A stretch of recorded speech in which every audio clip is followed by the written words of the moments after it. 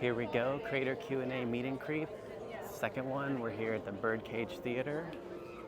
Um, let's check it out. Hi everyone, welcome to our creators panel. My name is Pasta Berkey and I will be your host today.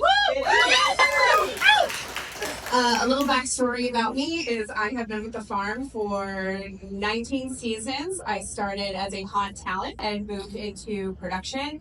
From production, you will see me now running around the fog, making sure that a haunt is doing what haunt needs to be doing and the monsters are being scary.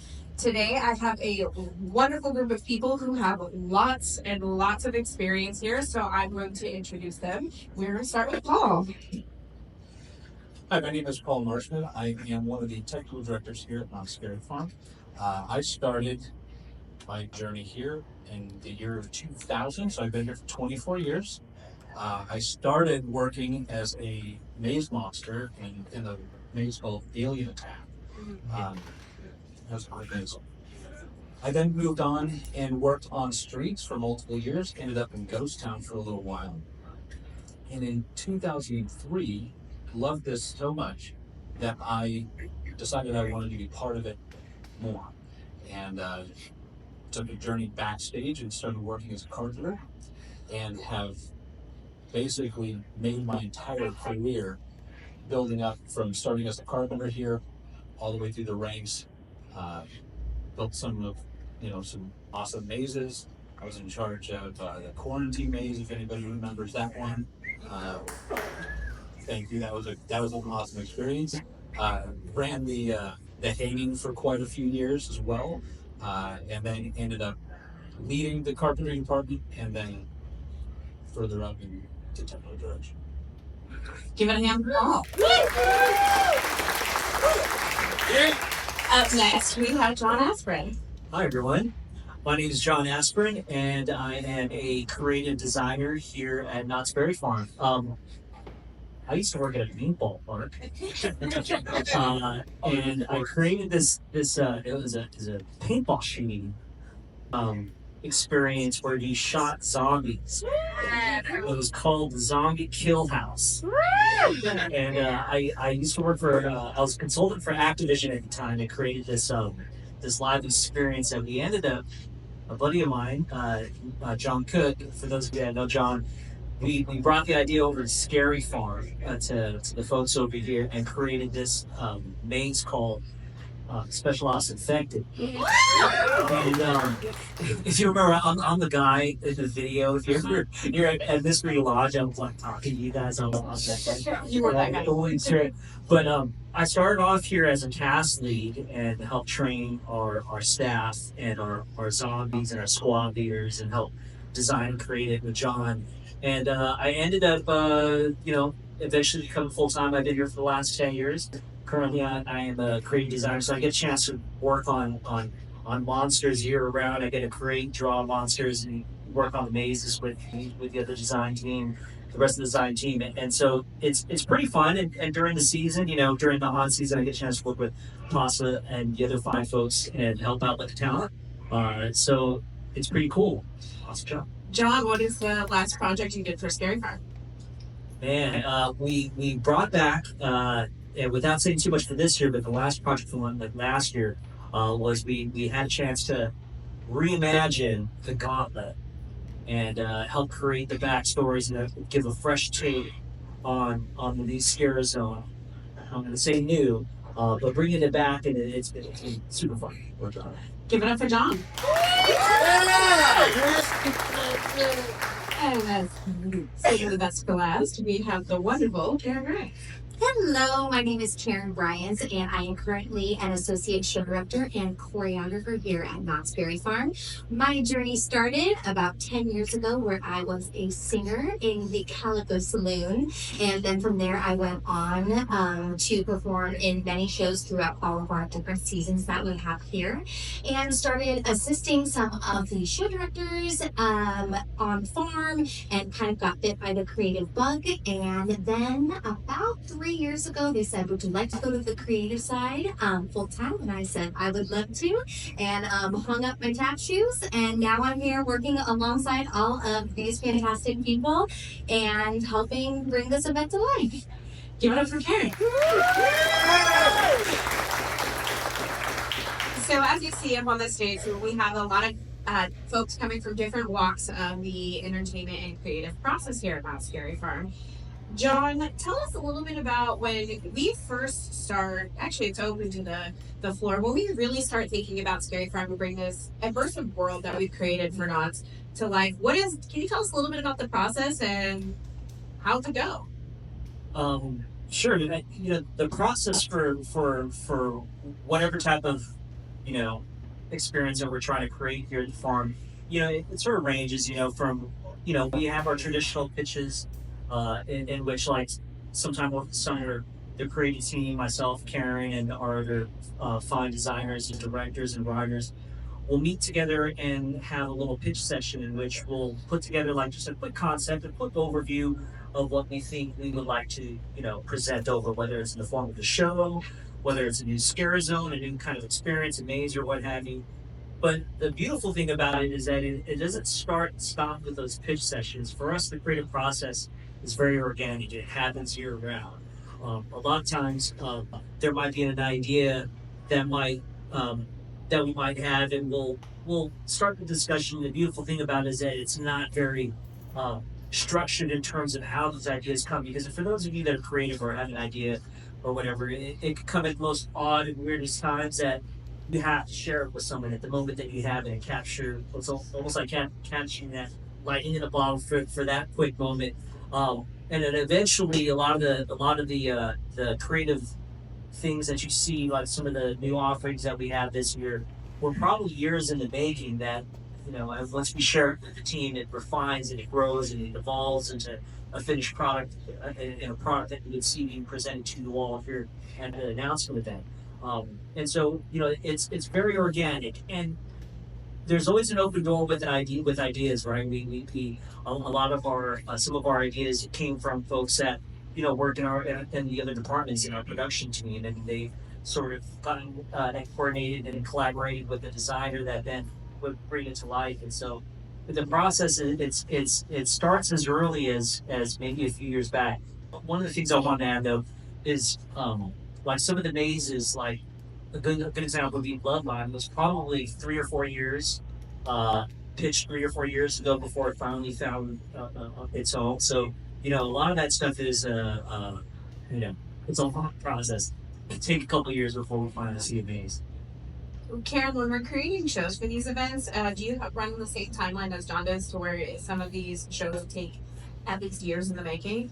I would definitely say it varies, but ideas definitely come years in the making. As John said, when something comes to you, you start to flesh it out, you start to share it with people, and sometimes it doesn't happen just that year.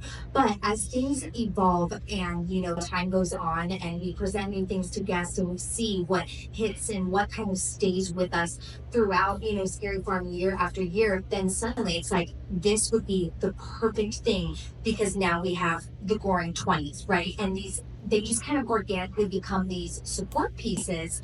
But once a show or an idea sort of gets that, we call it the green light to go for that year, I would say it's about a year out where we start really, going through the ideas, seeing what our needs are going to be. Are we going to have to get an orchestra in a studio to record tracks? Is it an offering that's going to have a live band? What kind of creative? What is casting going to look like? And how does it ultimately intertwine with the event as a whole? So, it's kind of interesting how even though our, facets of this event can be varying from mazes to scare zones to shows, it's kind of interesting how our timelines all sort of need to and lovingly lock in with each other. Usually when we are starting a creative process at Scary Farm, I would say that our pitches for the following season usually start right about now. We're already working on next year's Scary Farm while this one is still in the process of being built. And when we talk about in the process of building Scary Farm, Paul, you have to deal a lot with the creative portion. What is a little bit of the communication process like when they come up with these crazy hairball ideas and they go, we want to make somebody fly across the ceiling? Tell us a little bit about what you do with those ideas and how you bring them to life. We do make people fly across the ceiling. That's a fun part. Yeah, typically I'll get involved after the creative process has started. They'll have their pitches. They'll sit in a room and come up with all their crazy schemes that are trying to kill me. It's true. It is yeah, lovingly so. It's true. So once they come up with their schemes, they'll come to me or my counterpart and pitch the idea to us. How do I make somebody fly across the ceiling? Or the one that I really like to bring up is from an old maze, the depths, because that had probably one of the craziest. Hey, I have an idea that I've ever heard of, and the idea came in the form of a pirate ship. Loved it, right? I love pirates. So, thank you. It was awesome. But What else did that pirate ship do? so, build a pirate ship. We can do that. That's easy. We also want an octopus. Okay, we can do that too. You know, now it's getting a little more difficult. And hey, I also want the ship to move. Oh, okay. So we want a pirate ship that rocks, and we want an octopus. Oh, and we want a waterfall. Yeah, and that's all true. That's exactly That's exactly how the conversation went. So we take that idea and break it down to kind of the bare bones of it. How do we make a pirate ship move safely for our guests to walk on? And that just happened to be a very large platform that tilted all along the entire length of it. And we made a pirate ship with a waterfall and a giant octopus. And the things that move. So yeah, so when you're after the creative team and you guys have these ideas and you've reviewed them, you have quite a bit of people who have to make this complex. Can you tell us a little bit about some of those teams that have to actually make these experiences tangible? Absolutely. So when it comes to the production teams, I have the pleasure to work with some of the best people in the industry. All of this starts with our carpenters.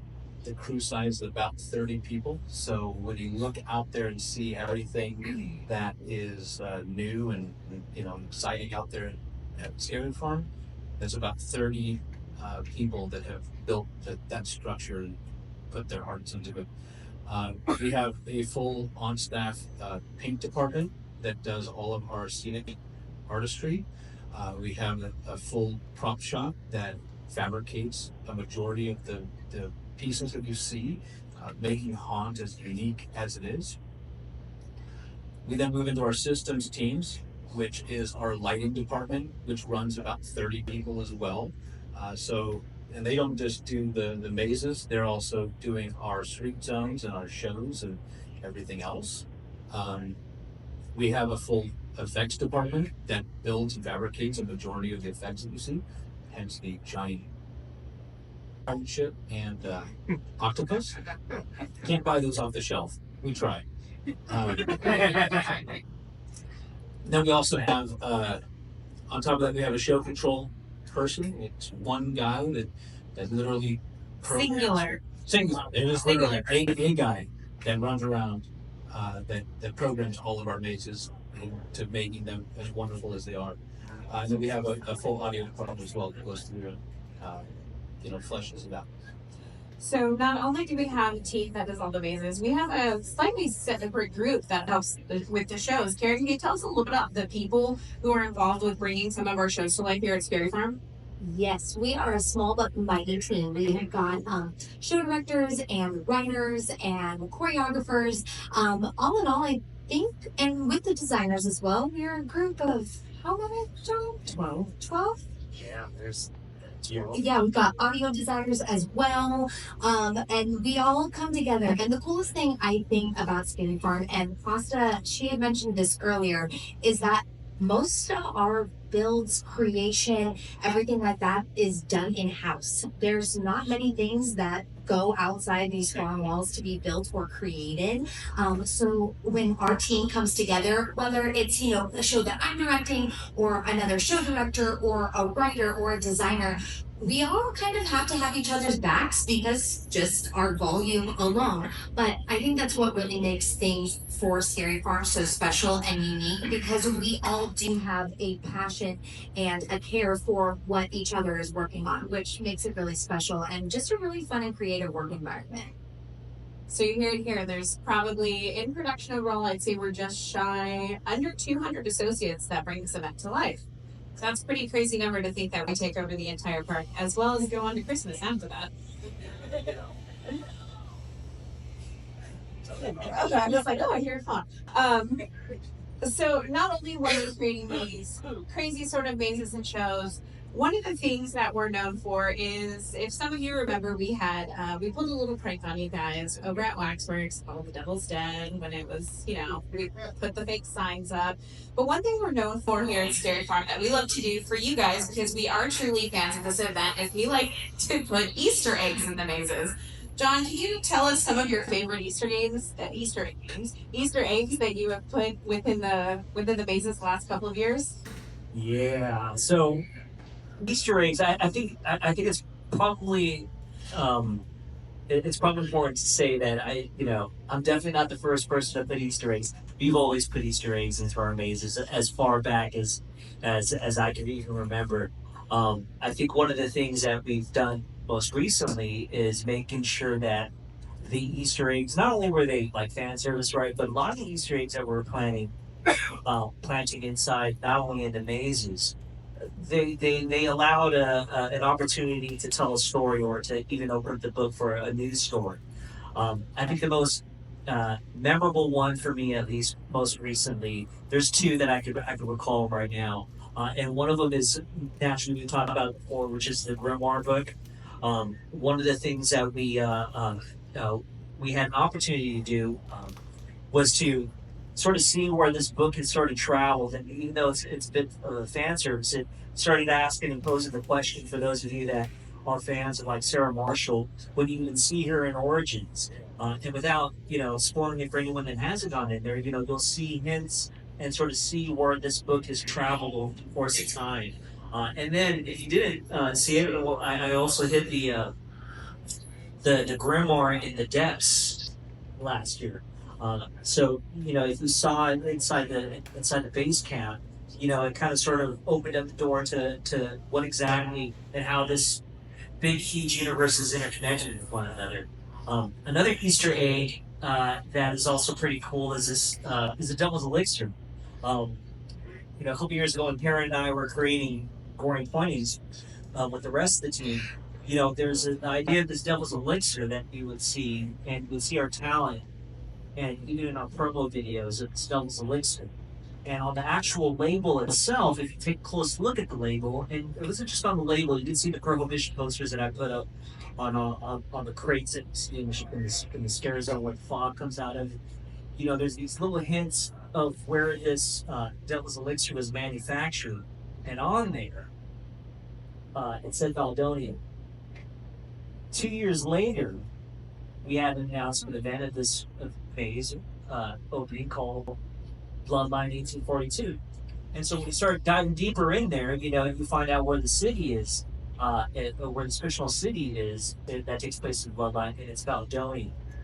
And so there's a lot of backstory and how it interconnects with one another. And even though it is fan service, a lot of it is kind of sort of tying in this kind of crazy narrative that I think is absolutely awesome, that we can put Easter eggs, but having them meaningful, right?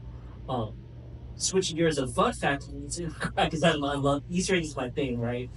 Special Ops Infected probably had the most Easter eggs that I put in that had a running count of 172 Easter eggs, and one of them being It was me. I was a pizza shop, so you'll see Mama Pasta's Pizza. So, I definitely had my own restaurant, and in fact, it was quite the surprise when I found it.